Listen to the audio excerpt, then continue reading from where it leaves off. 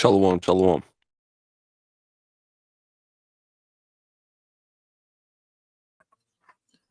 Shalom.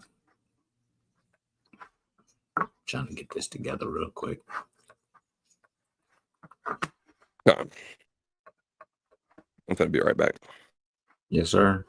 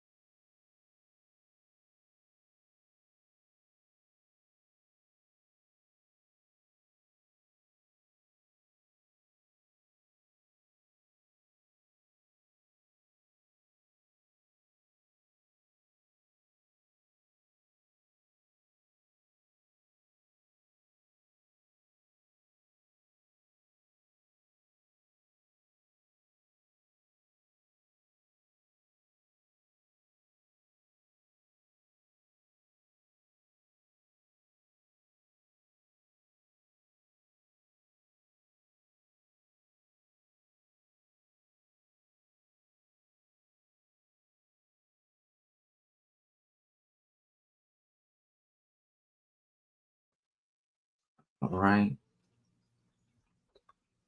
I'm going to go ahead and open up. First and foremost, want to give all praises, all honor, and all glory to the Most High God, Yahweh, by Hashem HaMashiach Yahushua. Right? We were watching the video last Sabbath, right? The kings and generals going over Hanukkah, right? And in that very last part that we watched, it said that Antiochus Epiphanes had died. They didn't go over his death. They just brushed over it real quick and said he had died. And so that's where we're at this week. Most likely we're not gonna watch that video today. Probably continue it next weekend. But we're gonna recap some things that happened with the prophecy that was given to us in Daniel. And then we're going to go into Antiochus' death, right? We're going to go into Antiochus' death. How did he die? What did it look like? So on and so forth, right? So I'm going to get into some of the prophecy recapping, what we already learned, what we already know, right? This is Daniel chapter 8 and verse 1. In the 3rd year of the reign of King Belshazzar, a vision appeared unto me, even unto me, Daniel, after that which appeared unto me at the first. It says, and I saw in a vision, and it came to pass when I saw that I was at Shushan in the palace, which is in the province of Elam. And it says, and I saw in a vision, and I was by the river of Ulai. Then I lifted up mine eyes and saw, and behold, there stood before the river a ram which had 2 horns. And the 2 horns were high, but one was higher than the other, and the higher came up last. So just so we're all on one accord while we're reading this, the ram which had 2 horns was the Persians and the Medes, right? And the one that rose up higher, the Persians had more dominion in their reign than the Medes. They were more stronger. They had more dominion. They were the leaders, right? So the ram is the Persian and the Medes. Verse 4, it says, I saw the ram pushing westward and northward and southward so that no beast might stand before him. Neither was there any that could deliver out of his hand. but he did according to his will and became great. And as I was considering, behold, an he goat came from the west on the face of the whole earth, and touched not the ground, and the goat had a notable horn between his eyes. Shalom Shawab, Shalom Walina, all praises. So this goat that touched not the ground is the Grecians, and the horn between his eyes is Alexander the Great. The reason why he didn't touch the ground, because Alexander the Great conquered nations very speedily, right? Let me see how long it took for Alexander to conquer the known world. Let's see.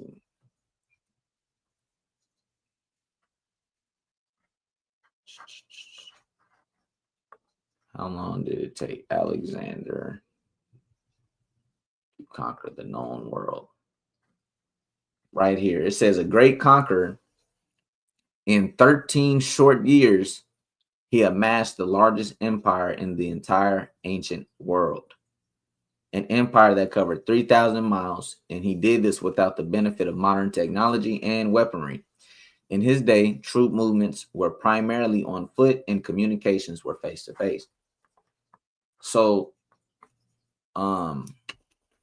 Alexander the Great, he did this on feet. He didn't have planes, right? They didn't have military things that we got nowadays. They didn't have guns. He did this with spear, shield, sword, and some horses. So this is why I say that he touched not the ground, because he was moving so fast, and he conquered the known world in 13 short years, right? Wars generally last upwards of 4, 5, 6, 7, some of them 10, with one nation. But no, he conquered the world, right? Hotness 144K, Shalom. That's why he touched not the ground. Verse 6, it says, and he came to the ram that had 2 horns, which I had seen standing before the river, and ran unto him in fury of his power. And I saw him come close unto the ram, and he was moved with choler against him, and smote the ram, and brake his 2 horns. And there was no power in the ram to stand before him, but he cast him down to the ground and stamped upon him, and there was none that could deliver the ram out of his hand. So there was none that could deliver the Persians and Medes from Alexander the Great and the Grecians. There was nothing that could happen, right? We read about that. We went over that in First Maccabees chapter 1. And if you don't believe this to be true, go look at the history. Go look at the history. Right? Alexander conquering the Persians and the Medes. This is common history. This was known history. We're not making this up, right? But this is the vision that Daniel has seen way back when he was at Babylon. Persians and Medes didn't even hit the scene yet. He was still in Babylon, right? The Achaemenid Empire wasn't around yet. They were still out trying to conquer lands. But Daniel seen this in Babylon, right? Verse 8, it says, therefore the he-goat waxed very great, and when he was strong, the great horn was broken, and for it came up 4 notable ones toward the 4 winds of heaven. We went over this last time. The 4 notable ones are the Diadochi, right? Diadochi or the Diadochi, however you want to pronounce it, right? The Diadochi consisted of 4. It consisted of an amalgamation of men, right? But let's see, 4 prominent men, right? You got, let's see, the chief ones that I know, right, is Ptolemy. I know Seleucus, Lysimachus, and then the 4th one should be Cassander. Right, let me see if I can spell his name. Cassander Diadochi, right? Boom. Who's the most legitimate Diadochi? The most notable Diadochi included Ptolemy, Antigonus, Cassandra, and Seleucus, right? And I believe Antigonus could also be going for Lysimachus as well.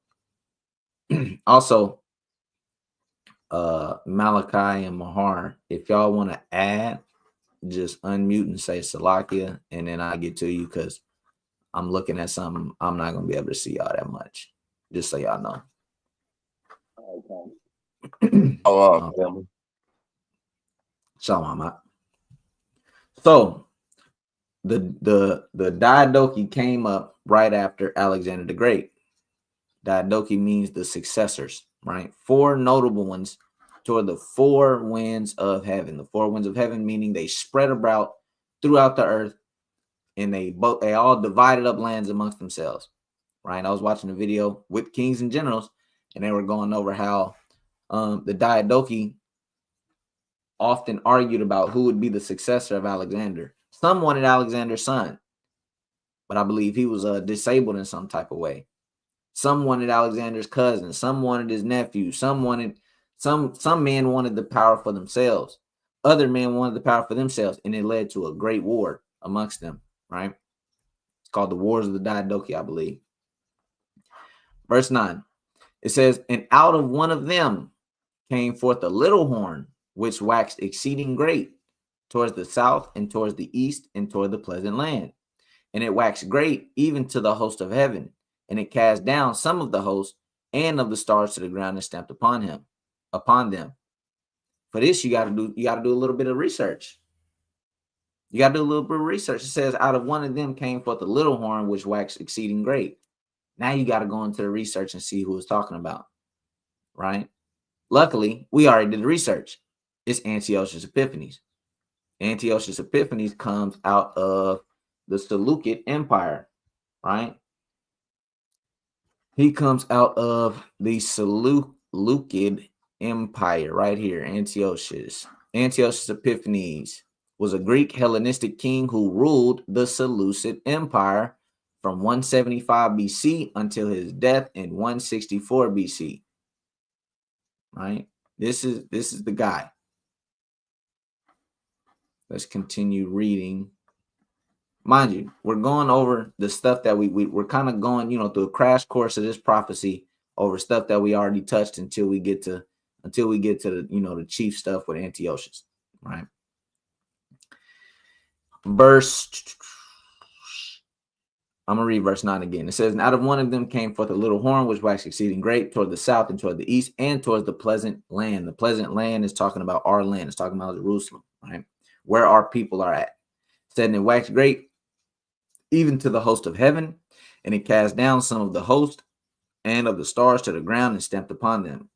Who is the host of heaven representing? That's talking about the Israelites, right? It says, yea, he magnified himself even to the prince of the host, and by him the daily sacrifice was taken away, and the place of his sanctuary was cast down. We read about this last week, right?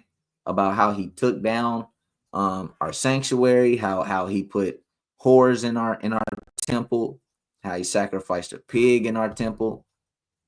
He did a lot of heinous acts. If you want to do a crash course on that, just read First Maccabees chapter 1. It'll tell you all that you need to know, right? Very clearly, very plainly. It'll give you everything that you need to know about what this man did, right? Let's see, verse 12. It says, and an host was given him against the daily sacrifice by reason of transgression, and it cast down the truth to the ground, and it practiced and it prospered. So he implemented in heathenish customs. He implemented in Greek customs and Greek fashions, and that prospered during that time, right? We built the gymnasium. You had our high priest building schools to learn Greek and to learn about Greek mythology instead of building schools to learn about Hebrew, instead of building schools to learn about the law, to learn about Elijah, to learn about King David.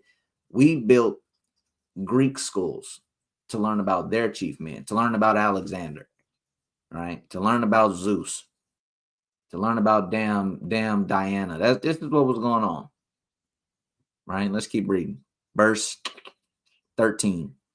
Then I heard one saint speaking, and another saint said unto that certain saint which spake, How long shall be the vision concerning the daily sacrifice and the transgression of desolation, to give both to the sanctuary and the host to be trodden underfoot? So remember, this is a vision that Daniel is seeing. So you see one angel, and this angel said this, right? And then verse 14, and he said unto me, 2,300 days, then shall the sanctuary be cleansed. So after 2,300 days, then the sanctuary shall be cleansed, right? Cleansed from what? Cleansed from the pollution that these Greeks came and defiled it, right? Verse 15, and it came to pass when even I, Daniel, had seen the vision and sought for the meaning, then behold, there stood before me as the appearance of a man, and I heard a man's voice between the banks of Ulai, which called and said, Gabriel, make this man to understand the vision. So he came near where I stood, and when he came, I was afraid and fell upon my face. But he said unto me, Understand, O son of man, for at that time of the end shall be the vision. Now, as he was speaking with me, I was in a deep sleep on my face towards the ground, but he touched me and set me upright. And he said, Behold, I will make thee to know what shall be in the last end of the indignation. For at that time appointed, the end shall be. The ram which thou sawest having two horns are the kings of Media and Persia. So this is where we get when you're reading in the scriptures, you gotta get some context. I already knew the context, right? So the angel is giving him the interpretation of the thing. The ram, which y'all seen with two horns, Media and Persia. And the rough goat is the king of Grecia, and the great horn that is between his eyes is the first king. Now that being broken, whereas four stood up for it, 4 kingdoms shall stand up out of the nations, but not in his power. Meaning what? The Diadochi were going to stand up, but it wasn't going to be with the same power as Alexander. It wasn't going to be with that same might, that same veracity, that same strength. The Lord got rid of Alexander because the Lord needed this to happen, right? Declaring the end from the beginning. Lord took Alexander out of this thing. This was already prophesied. He had no chance of dealing with this, right? It's already done. I believe even back in the gap, I think it's in Josephus, they said that the Hebrews actually showed Alexander where he was at in the scriptures. And they pulled out the book of Daniel and showed him where he was at. And Alexander actually paid homage, right? Well, let's keep reading. Verse 23. And in that latter time of their kingdom, when the transgressors are come to the full, a king of fierce countenance and understanding dark sentences shall stand up, and his power shall be mighty, but not in his own power, and he shall destroy wonderfully, and shall prosper in practice, and shall destroy the mighty and the holy people. So this is going back into Alexander, right? Fierce countenance, right? Dark sentences. This man was evil. He was the guy that'll go up to you, try to shake your hand, make peace, yet he's got men, killing your family behind you. This is the same guy that set up a snare at our temple. Whenever our people would come up to give a sacrifice, to do anything with our temple, he had men laid round about it, jumping out, killing you. This is what was going on, right?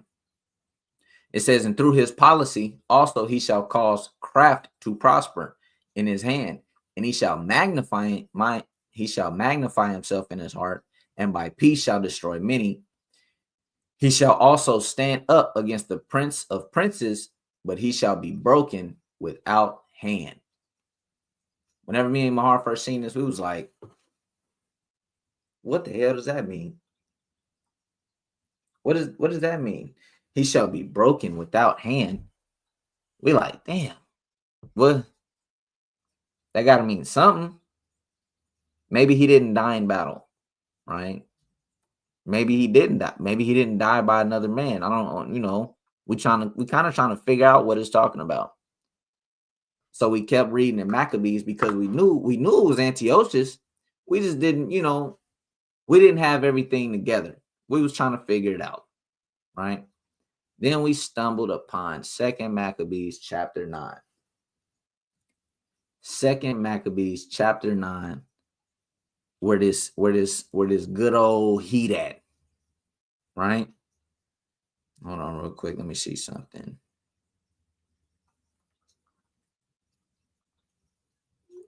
We stumbled upon Second Maccabees chapter 9, where it's going into Antiochus himself. This is a whole breakdown over Antiochus, right? A whole nice little breakdown, a whole nice little chapter dealing with Antiochus himself. Because we already got some stuff in First Maccabees, and like I said, it's hard to understand. It's hard to understand this Maccabees because it's jumping in and out of time. It's the prologue. You'll find the prologue in the middle of the damn book.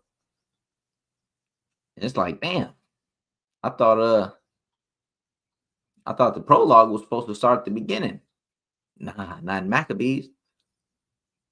Not in Maccabees, right? So we are about to get into it. Malachi, do you mind reading for me?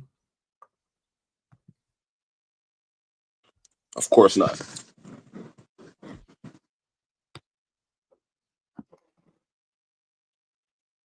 Second Maccabees 9:1.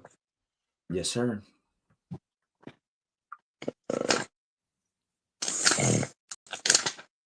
It's the book of Second Maccabees, chapter 9 and verse 1. Give everybody some time to get there. You feel? It says, about that time came Antiochus with dishonor out of the country of Persia, for he had entered the city called Persepolis, and went about to rob the temple and to hold the city. Whereupon the multitude running to defend themselves with their weapons put them to flight. And so it happened that Antiochus, being put to flight of the inhabitants, returned with shame. Mm. Now, when he came to Ecbatane, news was brought him what had happened unto Nicanor and Timotheus. So real quick, Then Antiochus had thought to go to Persia and to conquer Persepolis, but he was put to flight. He was put to flight, and mind you, the scriptures kept saying that he was a prideful man. He was a prideful man. This isn't something that a prideful man want to go through, right? We're gonna see his pride here in a second, but he was put to flight, and he had to return with his head hanging down. Right now, we're gonna see how he's gonna. Let's see what kind of bully this guy is. Right. Let's keep reading. Verse 4. Then swelling with anger, he thought to avenge upon the Jews the disgrace done unto him by those that made him flee. Therefore commanded he his chariotmen to drive without ceasing, and to dispatch the journey, the judgment of God now following him. For he had spoken proudly in this sort, that he would come to Jerusalem and make it a common burying place of the Jews. So this is what happened. He thought to take vengeance upon the Jews because of the disgrace done to him. Jews had nothing to do with that. We ain't had nothing to do with that. But nah, he kind of came back and spoke proudly and said, "I'm gonna make this a common burying place of the Jews." He got his ass kicked over there, so he got to come bully somebody over here. But he didn't understand that the judgment of God was now following him. The Most High on his ass. The judgment of God is now following after Antiochus Epiphanes, right? Let's keep reading. Verse 5. It says, but the Lord Almighty, the God of Israel, smote him with an incurable and invisible plague. For as soon as he had spoken these words, a pain of the bowels that was remediless came upon him, and sore torments of the inner parts. So the Lord had put something on him to where it was invisible and incurable. And the pain of the bowels was remediless. And there were sore torments in his inner parts. Right? This is something that the wise men in the land couldn't heal.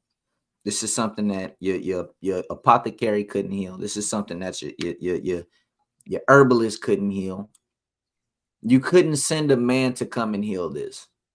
You couldn't pray for this to go away. You couldn't fast for this to go away. This was just the judgment of the Lord upon this man, Antiochus. I'm sure he went to the doctor. They kind of looking at him, and the doctor like, ain't nothing wrong. I don't see nothing. Ain't nothing wrong. I'm checking. I mean, I don't see. It's nothing we can do, sir. And he's kind of just like, and his inner parts are just being tormented. And he go back home and he got to lay down with these pains.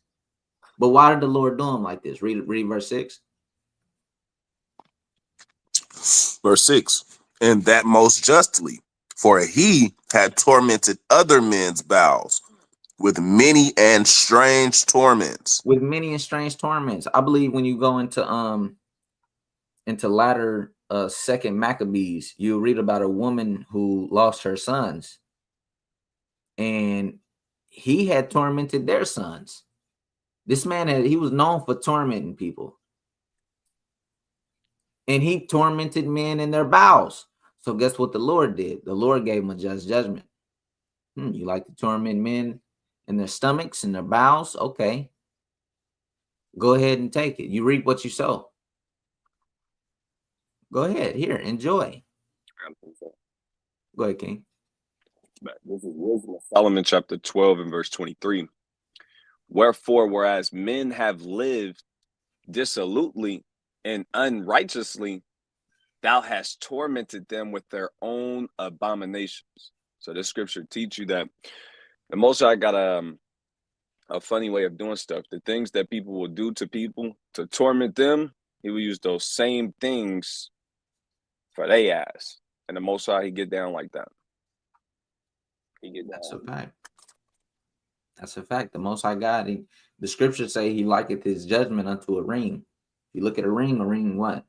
It goes around. You reap what you sow, right? Soldier Malachi, let's keep reading. It says, verse 7, howbeit he nothing at all ceased from his bragging, but still was filled with pride, breathing out fire in his rage against the Jews, and commanding to haste the journey. But it came to pass that he fell down from his chariot, carried violently, so that having a sore fall, all the members of his body were much pained. So he didn't cease from his bragging. He was still filled with pride, and his rage increased towards the Israelites. Now he's trying to hurry up. Let's go. Let's hurry up and get there so I can kill him. I'm gonna kill all of them. You got to imagine this is the pride of Esau we talking about. You can imagine the cursing, the rage, the spitting, the violence that he's saying and thinking and telling his soldiers what he's gonna do. And now he's trying to hasten, and he's riding a chariot, he's riding a horse, and he may have come, he may have come upon a tight corner, anything, fell off his horse, and now now he on the ground with an incurable disease, and you just failed. Now his whole body is in pain. Now his whole body is in pain, and justly. Go ahead, King. I gotta just add this, you know what I'm saying? You know how angry it makes you when you're already angry and then something like that happens? Oh my God. Just imagine how upset this man was. He got the incurable disease and he fall out of the chariot. He really ready to go do a number on these people, man. He really ready to go do a number on us. That's a fact. That was a good point. You already pissed off, and then that happened. You're just like, you know, probably yelling out, curse it all, you know, he's upset. And the funny thing is, he's still prideful. He's still in his pride. He's still caught up. Still caught up. And that's one of the things the Most High hates. A prideful look. And the other thing the Most High hates is Esau. So he got a double whammy, right? Let's keep reading.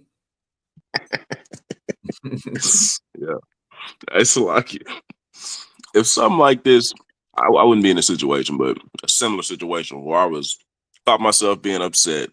Then I just get thrown out of the chariot and I'm on the ground. You can be upset. I'm gonna just humble down. Like, you know what? Let me repent. I don't know what I did. I don't know, man. But God, It's man, not working. I'm getting cooked out here, man. Yeah. Let me chill out. About Man. his pride, man. His pride is crazy.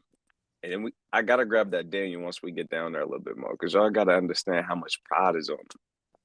You know, the scripture in Galatians where it says, the spirit is contrary to the flesh.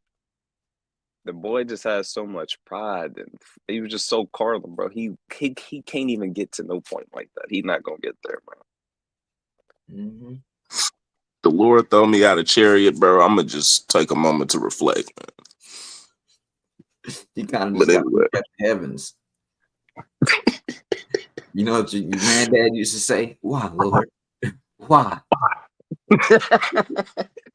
Oh my God. I'm gonna beseech, man. I'm gonna inquire.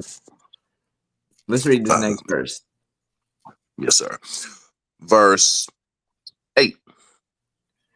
And thus he that a little afore thought he might command the waves of the sea, so proud was he beyond the condition of man, and weigh the high mountains in a balance, was now cast on the ground and carried in an horse litter, showing forth unto all the manifest power of God.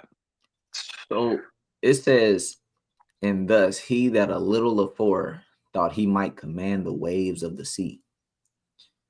This is the pride he was dealing with. He thought he could command. He kind of sitting out there by the sea, and he like, you seen that? I did that. Damn water just crashed into each other. He like, that was me. And his men kind of got, you know, they yes man. They kind of got yeah, we seen that. That was his surname was Epiphanes, and Epiphanes means God manifested. This is the pride this man was dealing with. It says, so proud was he beyond the condition of man. He's not your average. We all should know a prideful man. We all kind of know a prideful nigga every now and then. It's like, damn, this nigga prideful. Times that by like 10. That's Antiochus. It says he thought he could weigh the high mountains in a balance. He thought he was the guy. And now he was cast down on the ground, man. The Lord showed him what true power was. Now he kind of sitting on the ground and his whole body hurt and he's covered up in dust. You're not God manifested, man. You're a heathen. You're not even just a man. You're a heathen. Right? Mahar, did you want to grab that precept in Daniel? Yeah. This is Daniel chapter 8. This is what Aharon prefaced with. This is what he opened up with. Daniel 8 is the prophecy of the Greeks overthrowing the Persian and Medes, and it speaks about the successors that would come after Alexander the Great. This is how we know the book of Maccabees. It's how we know in detail what Daniel was prophesying about. This is how we know it's talking about Antiochus Epiphanes the fourth. This verse identifies him perfectly, especially when you read the other accounts in Maccabees. It lines up perfectly. So Daniel 8:24, and his power shall be mighty, but not by his own power, and he shall destroy wonderfully, and shall prosper in practice, and shall destroy the mighty and the holy people. This is what Antiochus did. He destroyed our people. It says, and through his policy also, he shall cause craft to prosper in his hand, and he shall magnify himself in his heart. When you magnify yourself in your heart, that's just another way of saying pride. Your heart is your mind. When you puff up yourself and magnify yourself, like people say, don't get a big head. Don't let it go to your head. Magnifying yourself in your mind or in your heart is the same thing as being prideful. This is exactly Antiochus. It says, and he shall magnify himself in his heart, and by peace shall destroy many. And the other accounts teach us that he came into Jerusalem on multiple accounts. One of them, he said, peace, peace. But then he started killing everybody. Elders, widows, the fatherless. He started killing everybody. But he came in peaceably. Right? These are all signs that we know that this is Antiochus. It says, by peace shall he destroy many. He shall also stand up against the prince of princes, but he shall be broken without hand. And this is, we already see in this account that he has an invisible, incurable disease. So these prophecies that Daniel spoke of concerning Antiochus line up, line upon line, bar for bar, word for word, seamlessly with what Daniel spoke. This is how we know it's Antiochus. Who else is so prideful that just lines up like this in the book of Maccabees? Who else? Who else had an incurable disease and they was destroyed without hand? It just makes so much sense. So I want all the brothers and sisters to be able to see that. Why Aharon went to Daniel 8 before he started teaching Maccabees chapter 9, 2 Maccabees chapter 9. I yield. That's a fact. That's a fact, man. You got to be able to, if you're gonna get into some prophecy, you got to be able to see these things and link these things up, right? You got to know the history, because I'm gonna be quite frank. This is probably one of the easier prophecies in the scriptures. I'm gonna just be honest. It really is.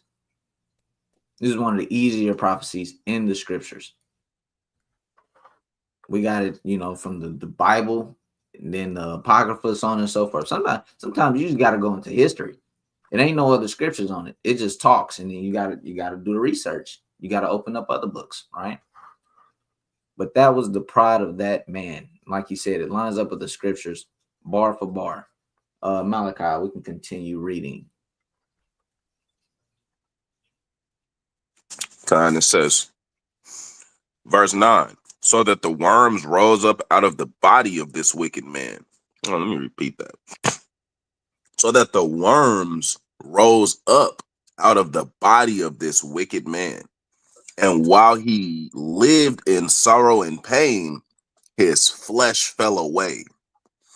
And the filthiness of his smell was noisome to all his army. This you don't want this on you when you're a prideful man. A prideful man think, his S word don't stink. He kind of like, I'm God. You see that statue over there, and I kind of command the waves of the sea. But no, now he's being diminished and his flesh is peeling off of him. And he's not dying, by the way. He can't die. The Lord put him in a nasty box where you're not going to die. You're physically dying, yeah, but no, you're not going to die right now. You're good. You just got to deal with this. His body is decaying and worms are rising up out of him. Worms, maggots, and flies only appear when there's death around. I'm going to be honest. When something's dead, but Antiochus isn't dead. He's still got his spirit in him. He's still walking around. But his flesh is dying. And he's walking around with that. And the noisome of his smell is hitting all the army. Imagine him trying to give a great speech and his chief man kind of like, and he can see it. You know how embarrassing that is? You're kind of ready to stop speaking, but everybody around kind of like, damn. One of them walk up with a handkerchief. My Lord, we got people complaining about the stench. Imagine how pissed off he'll be. Bring me their head. This is when you become a mad ruler, man. Bring me their head, because he's just upset. But you stink. And your carcass kind of falling away. Imagine sleeping. Imagine going to sleep. You're trying to lay down, you're trying to go to bed, but you feel worms inside of you for some reason. It's like, damn it. They probably tried to wrap them up with gauze and bandages and try to keep them held together as best as possible, but a worm may peel out of the gauze and it's just falling everywhere and it just stinks. And he's got the finest perfume in the land, but ain't nothing working, and he's spraying it, and damn it. This is what happens, man. This is what happens when you touch the apple of the Most High's eye. This is what happens when you mess with Israel. Right? Mahar, did you say Salakia? Nope. I said God. Okay, God. This is what happens when you torture God's people. The Most High is a just God, right? He's a just God. He doesn't allow any nation to just trick off their own people. I'm gonna just be honest. Even with the Canaanites, when they killed their own children, the Lord didn't allow that. No, you gotta die. How much more when you touch his people, though? How much more when you touch his people and you turn his house into a whorehouse, into a house of idolatry, and you kill his people? Go ahead. No, I wouldn't. I was just saying. Okay, my bad. You kind of kill his people, man. How much more? The Lord was fed up. Antiochus' cup has reached its max, and judgment was on him. The death angel was on him. The plague angel was on him, and he had to deal. Lord sent down a commandment. Bring pain upon him, but don't kill him. Bring judgment upon him, but don't kill him. Make his flesh fall away, but do not kill him. Make him a walking carcass. Damn. The Lord say, make him a walking carcass? You're not supposed to be walking around and your flesh falling off you. You guys see what I'm saying? Man, worms in your body, maggots oozing out the side of your eyeball, your mouth, and then it's just rotten, teeth falling out. It's not good. Patches all in your head. You know what I'm saying? It's just, you're not looking good. And nobody know how to remedy the disease. Ugh. A damn fly come out when he burp and shit. Damn, that sucks. That sucks, man. I'm like, hey, this is how the Most High remedy prideful niggas, man. He gives us something real humbling. There's no way you can keep being prideful when you getting destroyed like that. There's no way. Hey, Aharon say it all the time. The scriptures say it. It teaches it. They don't say it just like this. But how you be saying it, Aharon? How to remedy pride? oh, the remedy to pride is embarrassment, shame. It ain't a lot that Antiochus can do. It's not a lot of moves he got. He already finna die. I mean, things is just getting worse and worse and worse and worse. She's still alive. Yeah. 2 Maccabees chapter 9, man. I'm ready to go to the next verse, man. Khan, real quick, precept. Wisdom of Solomon 6:6. For mercy will soon depart the meanest, but mighty men shall be mightily tormented. That's what you got to deal with, man. You tortured a lot of men. The thing was, they died shortly after their pain. Not you, right? We can keep reading, Malachi. And the Lord put him in a spladle, man. Put him in the Splital, man.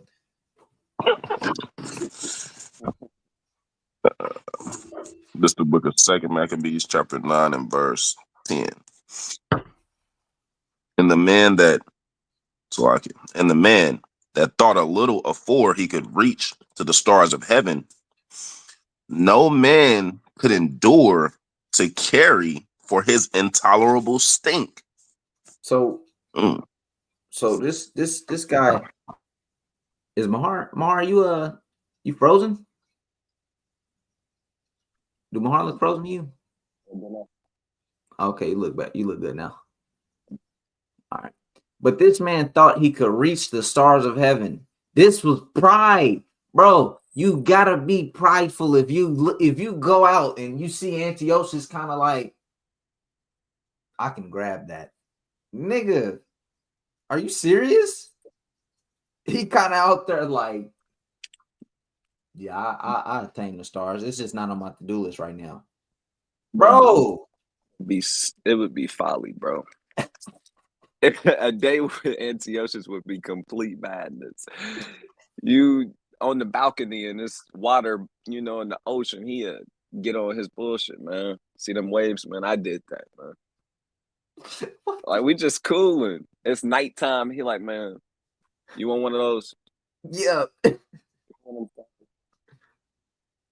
let me know. Throw me. Hey, the madness of Esau. Malachi, get a precept for me. Go to 2 Thessalonians 2 and verse 4. It's another one in Isaiah 14. Either one will work. But Aharon, we were just talking about this. Well, we bring this up occasionally. How Esau, he made it up in his mind to start flipping stars. Esau is actually selling stars. He actually practicing this. Like, you can buy a star if you got enough money. Like, who gave Esau the right to sell the stars that the Most High put in the firmament? The pride of your heart, it got to just be at an all-time high. Now, he's saying, I can grab one of them stars out the sky. Aharon probably finna pull it up. Malachi, grab that scripture. Robert Shah. What did you call 1 Thessalonians 2:14? 2 Thessalonians 2 and 4. Oh, okay. 2 Thessalonians 2 and 4. It's the book of 2 Thessalonians, chapter 2, verse 4. It says, who opposeth and exalteth himself above all that is called God, or that is worshipped, so that he as a God sitteth in the temple of God, showing himself that he is God. This is what our enemies do. Predominantly, this is going into Esau. He's that son of perdition. He's the wicked one. And he tries to sit on the throne of God and say that I am God. And how does he do that? You go to him and you say, forgive me, Father, I have sinned. And he's saying, all right, you forgiven. That's what they doing in the Catholic Church. He's trying to sell you stars. I mean, you got stars that's sitting in the sky at night, and he's literally collecting checks and selling them, getting money off of the Most High God's creations. Like, that's insane. You can't grab the star and do nothing. He literally thinks he can, though. The amount of pride, the amount of wickedness, it's insane. It's insane. It's hard for me to even speak on it because it's hard for me to even get in that kind of mindset. Bro, how crazy as hell do you have to be to go and buy that mod? You gotta have too. You gotta be retarded. But go ahead, slide in. You gotta be finished. You gotta be real deep in the sauce, man.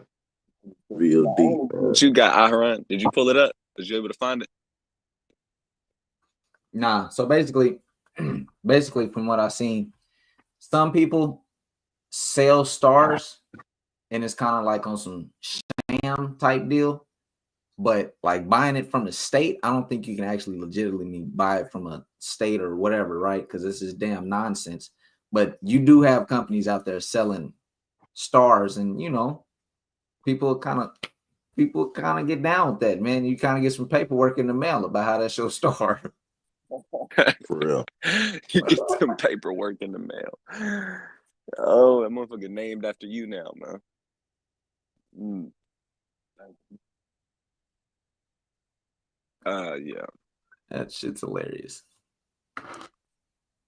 Yeah, don't buy a damn star, man. If a nigga out there selling you the moon, don't buy it.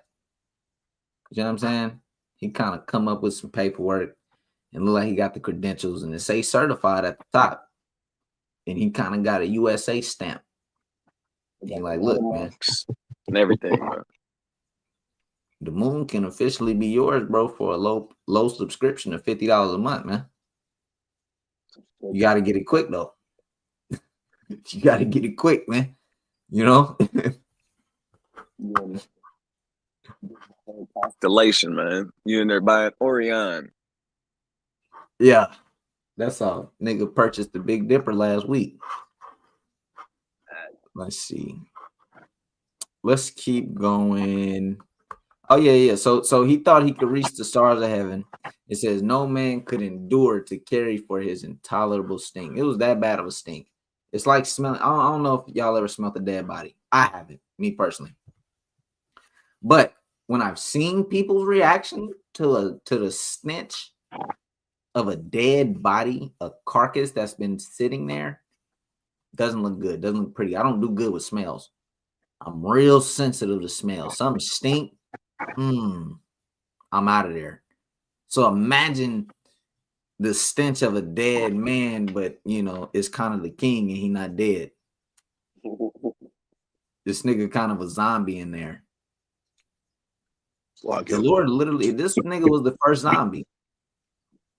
He was the first Walking Dead, man. That's what it is. This nigga was the first zombie. I'm gonna start pushing that. Go ahead, King. So like you, bro, you gotta put it in a perspective too, because the Lord can multiply your stink. Like he can, some things you can smell from miles away, and I'm led to believe Antiochus was one of those things in that time. Like the Lord can multiply your pain. He can like what's the opposite? He can diminish your pain. He can like abate it. Something could happen to you and you would think it should hurt a lot, and it don't hurt that bad because the Lord can have mercy. He can, he can control all things. He can make your funk exceedingly great to where it's just a major problem for everybody. You know what I'm saying? I'm led to believe that's what he did to Antiochus, man. The whole army, that's just tough. That's nasty work. Literally nasty work, right? Let's keep reading. Verse 11. We back in 2nd Maccabees. Yes, sir. You said verse 7? 11. Verse 11. Here, therefore, being plagued, he began to leave off his great pride and to come to the knowledge of himself by the scourge of God, his pain increasing every moment. See that? Hey, with the plague hitting his ass, that nigga kind of sitting in a room and he like, damn, dog, I'm just a man. He kind of sitting, he kind of called his officer in and he like, bro, I was just a man. That's crazy, right? I'm with you. I thought I was a god. I can't figure this one out, bro. Nigga came into the knowledge of himself. The hell? What the hell? Man. It's always something new to learn, man. What the hell? There's always something new to learn, bro. He kind of meditating like, damn, I was never him, huh? I was never the guy, huh? Nah, bro. You weren't. I know that hurt. That hurt. His pride left. I hope that in the last days You know, we got a lot of so-called atheists. We got a lot of those so-called.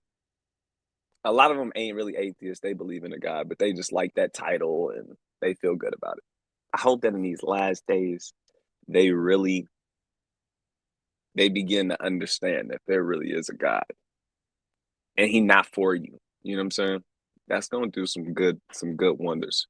You know what? All of the atheists in the last days, they're going to start trying to call on God, but it's not going to work. That's in concordance with the scriptures. I see it now. That's going to happen. That's a fact. They're going to come into the knowledge of themselves, right? Malachi, let's keep reading. It said, his pain increasing every moment. Verse 12. And when he himself could not abide his own smell, wow. It says, he said these words, it is meet to be subject unto God, and that a man that is mortal should not proudly think of himself as if he were God. This is it. This is the good details right here. You don't say. And nigga kind of sat back and he kind of looked at his man and was like, man, it's good to serve God, man. Y'all know that? Niggas kind of looking around like, what the hell? And he kind of sitting up there. He like, it's not good that a man should, proudly think of himself as if he were God. Niggas in his army like, this coming from him? That nigga like, yeah, man, I turned over a new leaf, man. I'm born again. Wasn't always a good guy. I wasn't always a good guy. Yeah, I wasn't always a good guy, man. He kind of holds brothers on the shoulder. You're a good guy, man. You've been doing real good. You've been serving me real well, man. He kind of all happy and at peace. He's trying to be at peace, but his body is turning against him.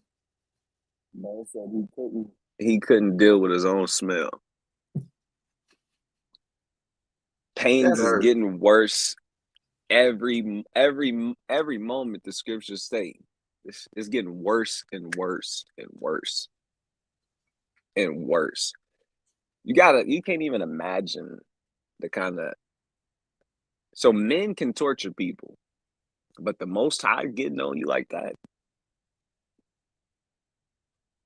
The OG of I mean, I had a toothache the other day, and I was in this thing like I was falling apart. I was in too deep. I'm in here like it don't matter how big and buff you is. If you get a toothache or a migraine or something, a headache, it'll fold any brother up. But you got to consider the invisible, incurable disease getting worse every moment, nonstop. Flesh falling off, worms in you, maggots and flies. Hey, when things really just dying, it's just like flies hovering around them. You kind of know where he at. Yeah. He could, on the other side of the castle, as you're getting closer. You know exactly what room he in. It's it's a thick layer of, death. You ever been around like a Edomite and you like, bro, I know it's you. You look at Antiochus and you like, golly, what? I know it's you. Nobody got any answers for him. Nobody can do anything, and he kind of need assistance. I would hate to be the guy that have to assist him. You got to get him water. You're trying to bring him ointment. He bringing in different physicians. Like, nah, bro, ain't nothing we can do for you at this point. You done. Now he's starting to. Go ahead. I can see the Lord like allowing a ointment to help him for like a day, and then the pain come back. He kind of have hope, but then the pain come back, and then he try that ointment again, and it never works again. And he's like, "No, I thought we had it. What's going on?" And it's just downhill. I can see that. Scriptures don't say that, but you got to meditate. You know what I'm saying? You got to get in there. But like you said, you can't escape this. You can't escape this. Bro, you know when you stink, you stink. Yeah. I don't know. Some people don't. I don't know. But when I stink, I know I stink. I'm like, man, I gotta go take a shower. But like, I can deal with my own funk more than I can deal with somebody else's funk. You know what I'm saying? But to get to the point where you stink so bad and you just can't deal no more. That alone is just that part of the plague right there is weighty. That's enough for one man. That's enough. Yeah, that's enough. That's enough. Baths ain't working. It's just maniac behavior. Malachi, let's keep reading. Right. It says, verse 13, this wicked person vowed also unto the Lord, who now no more would have mercy upon him, saying thus, that the holy city to the which he was going to in haste to lay it even so like it, the holy city to the which he was going in haste to lay it even with the ground and to make it a common burying place, he would set it at liberty. Come on. And as touching the Jews whom he had judged not worthy so much as to be buried, but to be cast out with their children.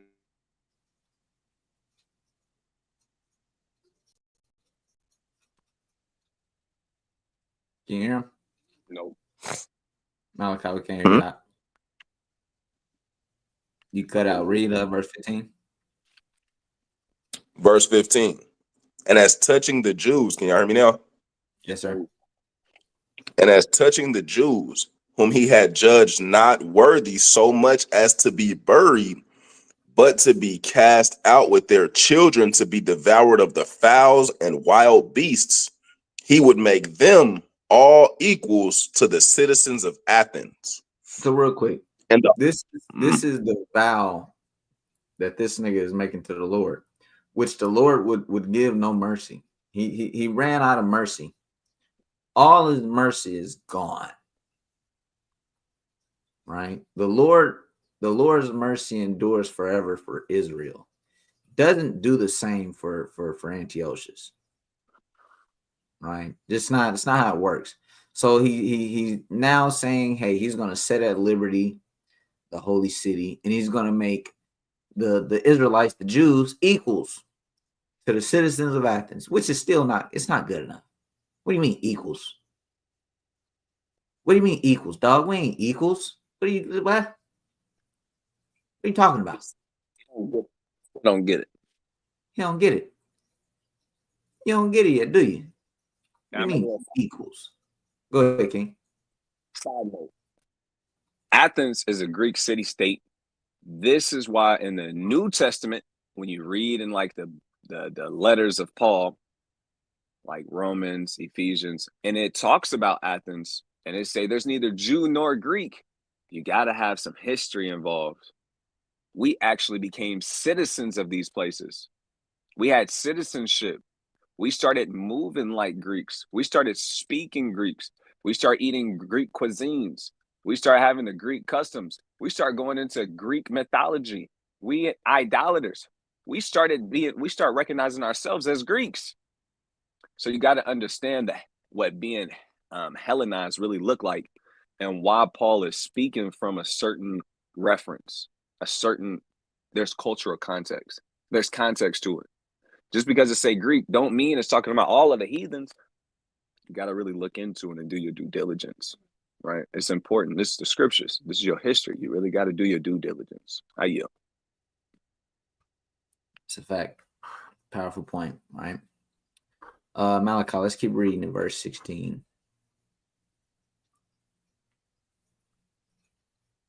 Verse 16.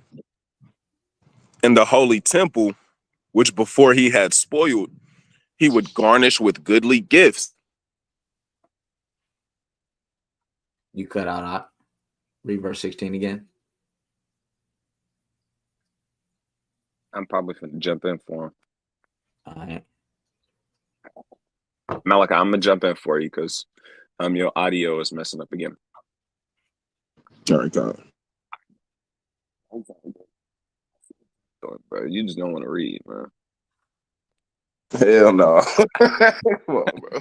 All right, verse 16. Verse 16. And the holy temple, which before he had spoiled, he would garnish with goodly gifts and restore all the holy vessels with many more out of his own revenue, defray the charges belonging to the sacrifices. Come on.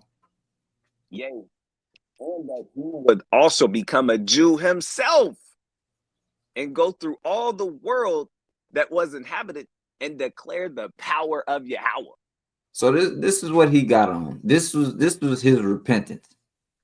He's going to return all the vessels and everything that he had taken out of the temple, and he's trying to restore it and help out and, give sacrifices. And I'm a Jew, right? We love you guys, right? That's what he kind of popping up with. I'm a Jew, man. I'm going to get circumcised and I'm going to declare. This nigga came out with the gospel. Brother kind of declaring the power of God now. He said, I'm going to be a Jew myself. Yeah. What's wrong with this dude, man? This how much the Lord was on his ass. Every waking moment, you gotta imagine, he's probably so sleepy because you can't get no sleep with that much pain. You kind of get a 30-minute nap.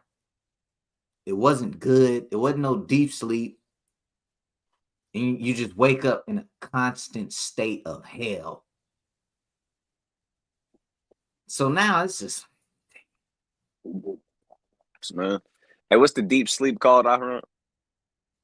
REM sleep. He ain't good sleep, man. Ain't get no REM sleep, man. You ain't get that. You know how we be getting cooked at work and we just kind of be like, it's better if I get cooked and I'm just remaining happy about it than, to be upset about it. That was his resolve. It's better that I just, goddamn, man, I just got to take it with a smile, man. I'm out here getting fried. I'm about to go out and teach everybody that Yahweh is God, man. Yeah. Ran out of options. Options, man. This is conclusion of the whole matter right here. Yeah. Come on. Verse 18. But for all this, his pains would not cease. For the just judgment of God was come unto Salakia. For the just judgment of God was come upon him. Therefore, the sparing of his health, he wrote unto the Jews the letter underwritten. Jews, the letter underwritten, Salakia, containing the form of a supplication after this manner. So the pain wouldn't cease. Remember, he ran out of mercy. The just judgment of God is on his ass. Right? So he wrote a letter to the Jews. And we're gonna read what this letter entails. Right? Come on. Precept. Go ahead. Quick precept. Chapter 12 and verse 16. It says, lest there be any fornicator or profane person as Esau, who for one morsel of meat sold his birthright. For ye know how that afterward, when he would have inherited the blessing, he was rejected. For he found no place of repentance, though he sought it carefully with tears. That's the classic scripture. If you don't understand it, Esau, he sought for repentance. He tried to get in good with the Most High. Yeah, you don't get no repentance, though. You didn't get none of that. Even though he was crying and he sought for it with tears, it still wasn't found. And we know Antiochus is an Edomite too. He Esau as well. You're not getting no repentance, especially not after everything you did. It's not going to happen. All right, this is what the letter reads. Verse 19. Antiochus, king and governor, to the good Jews, his citizens, wisheth much joy, health, and prosperity. Man, don't look, you can't buy it. You can't buy. You got to think the only reason he's saying this is because he's getting tormented. Don't buy into it. So now that if the torment never happened, he would have went on and killed more dozens of our people, tortured dozens of our people. But now that the judgment is on him, now he's, to the good Jews, I wish much joy, health, and prosperity. Man, I love you guys. What? Are you for real? A couple of his wise men probably came to him and was like, hey, bro, the Jews, they kind of showed us in Daniel, bro, that this is what happened to you. They kind of came to him. Kind of read us the book of Daniel and gave us the sense. Yeah. This wasn't gonna be good, man. You that little horn, bro. Nigga Antiochus is like, no way. I gotta write a letter fast, right? Let's keep reading. Verse 20. If you and farewell, and your affairs be to your contentment, I give very great thanks to Yahweh, having my hope in heaven. This nigga ran out of hope on earth, man. It ain't no more hope. That nigga hope is in the heavens, man. His hope is in the heavens, man.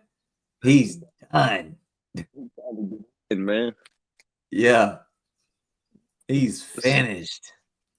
This nigga converted. He used to believe in Zeus. He used to believe in himself. He converted. I'm done. Let's keep reading. To conclude that all of this is happening because of what you did to the Jews, Yahweh on his ass, man. It says, as for me, I was weak, or else I would have remembered kindly your honor and goodwill, returning out of Persia and being taken with a grievous disease. I thought it necessary to care for the common safety of all. You see, and this is nonsense. This is not, I have remembered kindly your honor and goodwill returning out of Persia. No, nigga, you wanted to destroy us returning out. You wanted to destroy us. And he made so much haste that he fell off his horse trying to come and destroy us. But no, this is Esau. Don't buy it. Do not buy it. You got something over behind it, bro. Oh yeah. Come on, Aki. Come on, Aki. Turned. He repented, bro. Don't be a victim, bro. He stopped, bro. He's cool, bro. No, he wanted to kill us. And the only reason he didn't is because the Lord got on him. Stop playing games, right? Let's keep reading. It says, I thought it necessary. I'm at the end of 21. I thought it necessary to care for the common safety of all, not distrusting my health, but having great hope to escape this sickness. Nah, man. He had the hope, and it's gone. It's gone. You've been dealing with this for I don't know how long now. You're done, bro. You're a walking carcass. Let's keep reading. Wish we had the time frame and the span of how long he was actually being played until his death. Like, if it was like a year, that's crazy. I know it was multiple. I know it wasn't a day, for sure. I know it wasn't a week, for sure. But how many weeks? How many months? A disease on your ass, bro. I know. Hold on, I'm trying to look it up. An hour, it felt like a long time. A headache for 30 minutes is a long time. But if you have a headache for like a whole day nonstop, you're trying to sleep, that's gonna really do you in. That's gonna really do you real bad. Multiple days. I'm considering, man.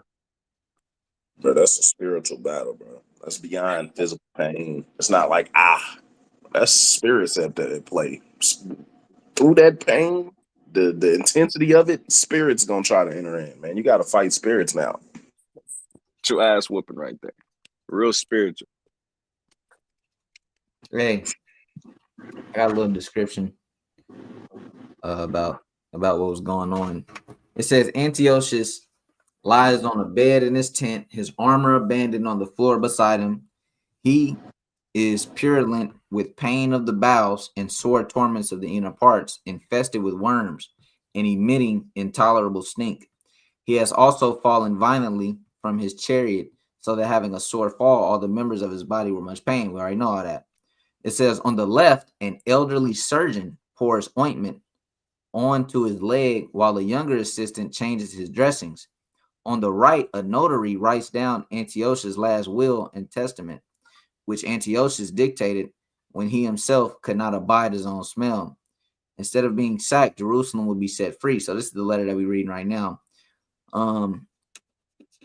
It's basically going to go into the same letter. I thought it was going to give us a little bit more because it said, you know, he had some men that was sitting right there beside him, which through understanding, we kind of already put that together, right? You got somebody changing his raps. You got another man right there, you know, giving them ointment, so on and so forth. But I do not know how long this dude dealt with this disease, bro, and I really want to know. Yeah, with that information too.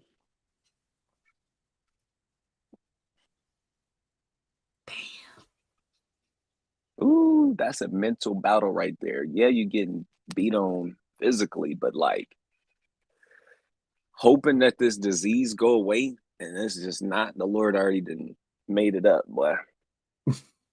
You was better off just smoking yourself. I ain't gonna lie. You better off just killing yourself. Yeah, for real.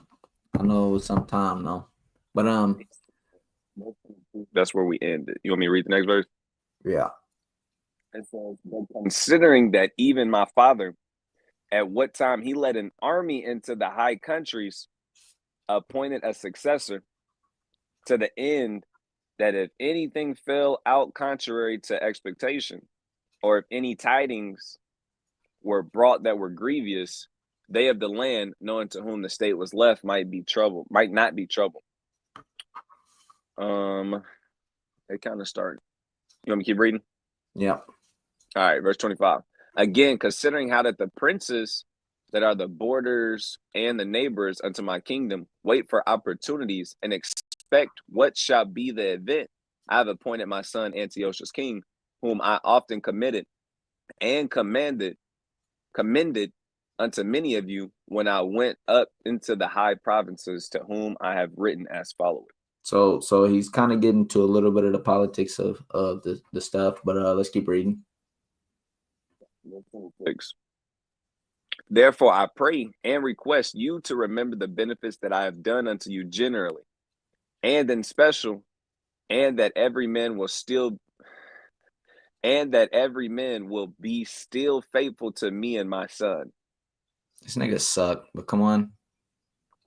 Persuaded that he, understanding my mind, will favorably and graciously yield to your desires. He probably put his son up on game. Look, son, deal with these men carefully, right? Be at peace with the Jews, man. Look what I'm going through, right? Let's keep reading. 28. Thus the murderer and blasphemer suffered most grievously as he entreated other men. So died he a miserable death in a strange country in the mountains. And Philip, that was brought up with him, carried away his body, who also, fearing the son of Antiochus, went into Egypt to Ptolemais Philometor. Right. So this guy died, as the prophecy states, verse 25. And through his policy, also he shall cause craft to prosper in his hand, and he shall magnify himself in his heart, and by peace shall destroy many. He shall also stand up against the prince of princes, but he shall be broken without hand. He's gonna die, and nobody touched him. He didn't die in valiant battle.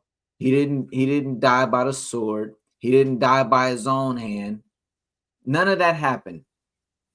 The Most High came and got him.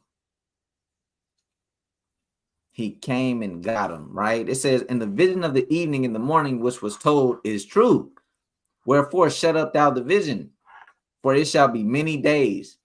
Daniel got this in the time of Babylon. Go ahead and keep this vision up. It's gonna happen, but it's gonna be in many days. You gotta wait. You gotta wait on it. Verse 27, "And I, Daniel, fainted and was sick certain days. Afterward I rose up and did the king's business, and I was astonished at the vision, but none understood it." Who the hell are the Grecians? Kind of what Daniel looking at. What the hell going on? I don't get it. He told me this was going to happen. Daniel probably went throughout his life waiting on this vision. But no, it's for many days. You got to wait. It may not happen in his lifetime, right? But it is true. And Antiochus was broken without hand. That's the death of Antiochus. That's my favorite part when it comes to teaching the Hanukkah. The death of this man. Because all the things that he caused our people to go through. All the terribleness that he caused our people to go through. Him being put to death most justly by the Most High God. Right? So we're gonna end it right there. Next week we might go into Thanksgiving and then go into how Thanksgiving is bad, by the way. You know, some of y'all still got a little worldly in you. We're gonna go into how it's bad. And then after that, continue back into Hanukkah, right? So we're gonna go into Thanksgiving, build up in there. Go ahead, King. Do not let your family convince you to pull up on Thanksgiving and under any circumstances, right? Because they're gonna have you in there eating plates and having a good old time, and you're gonna look up and you're gonna realize, man, I feel like I just kept Thanksgiving, huh? Don't let them tell you, oh, you don't gotta celebrate it. Just come get a plate. Don't let them tell you. Yeah. Don't let them tell you none of that, man. This is a trick. Okay, just stay away. Go do the work. See. Go do something else. Yeah, for real. Go prepare for Feast of Dedication. Go do that. Right? You don't gotta go pull up on that day. Pull up another day. If they think that you hate them because of that, totally fine. They'll get over it, right? They'll get over it. It'll be all right. So yeah, we're gonna try to go into Thanksgiving. Let me see. When is Thanksgiving? The 27th? Mm-hmm. Nah, brother. You know, brother. Don't do that. You know. Mm-hmm. Brother gonna eat a turkey sandwich that day, huh? Man. I'm not celebrating. I just got some. I just went and got a plate and just spent some time with my family. Yeah, bro. I just got some cranberry sauce, bro, and you know, a turkey leg, bro. I'm chilling. So I looked it up. Looks like Thanksgiving falls on the 28th of this year. So yeah, it would be best if we do next class over Thanksgiving, and then the following class continue in Hanukkah, continue in the Feast of Dedication, right? That's all I got, brothers. Do y'all got anything?